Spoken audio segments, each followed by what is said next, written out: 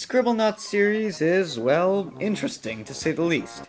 When the first game came out, no one can deny that they had a bit of skepticism about its claims to make anything you want appear in the game.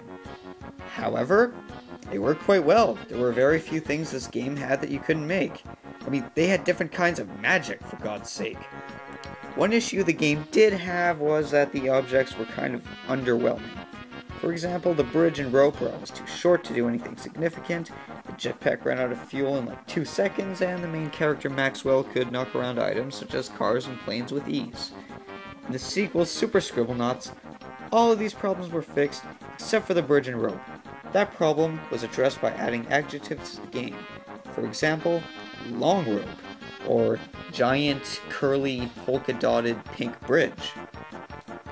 Every game in the series adds a little more freedom to the player's imagination. The newest installment, Scribblenauts Unlimited. Probably the biggest jump in the series so far. I'm Urgent the Chocobro, and I'm counting down the top 5 new and exciting things in Scribblenauts Unlimited.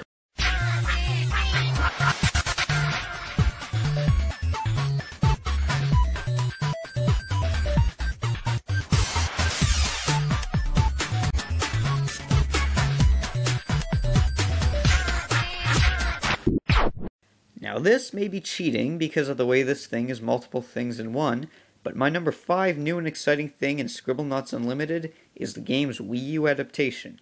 With the new hardware, Fifth Cell has made changes to give the game more freedom, such as a higher item cap and co-op gameplay. Now I won't spoil anything. If you want to know, you can just go on IGN or pick up the latest issue of Nintendo Power or something. Rest in peace, guys. But trust me, you want this game.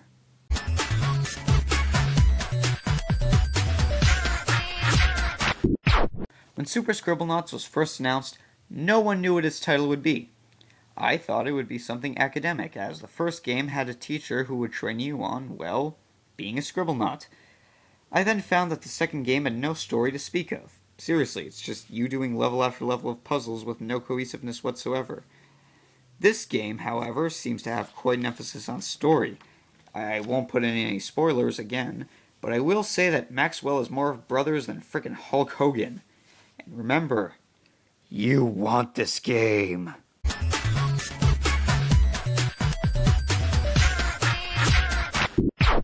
As previously mentioned, previous Scribblenauts games had you going from level to level with little to no distractions in between. This game, however, had several different interconnected locations that all have a theme not dissimilarly to Mario. What's cool in this formula is you can screw around a lot with this world if you have a lot of imagination. Making examples is hard because, well, this game hasn't been released yet, so no footage of me playing is really going to go on here. I'll try some examples anyway, though. Let's say you go to the fire world and summon a bleeding, weak, possessed whale. Now you can just sit there and watch it suffer.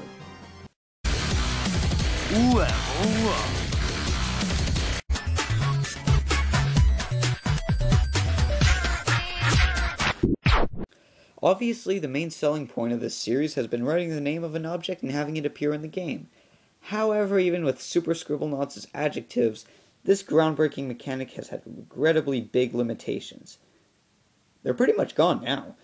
You still can't write anything inappropriate for an E10 plus audience, but everything you make is now fully customizable. For example, let's make a character, shall we? First, you write what specific character model you want, like in the old ones.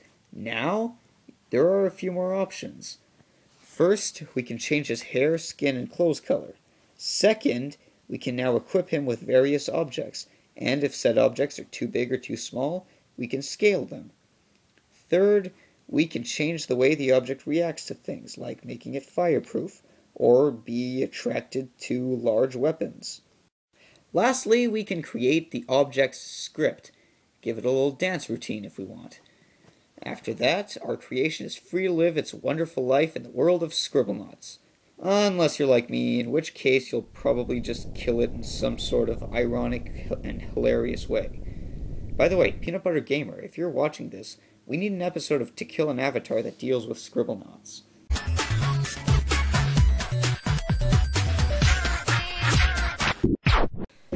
one thing you've noticed by now, it's probably that Scribblenauts has a lot of words. Scribblenauts Unlimited adds seemingly everything that was missing from the first two. According to many gaming magazines and websites and stuff, you'll be hard-pressed to find things that can't be made. Maybe now I can finally realize my dream of making a plutonic purple porcupine that pisses pink puke on plagiaristic platypuses that pick possessed pears from partnering primplups. Crazy scenarios aside, sort of, Scribblenauts Unlimited promises plenty more powerful I'm not doing it again, sorry. There's gonna be a crap ton of new words. Best of all, suits.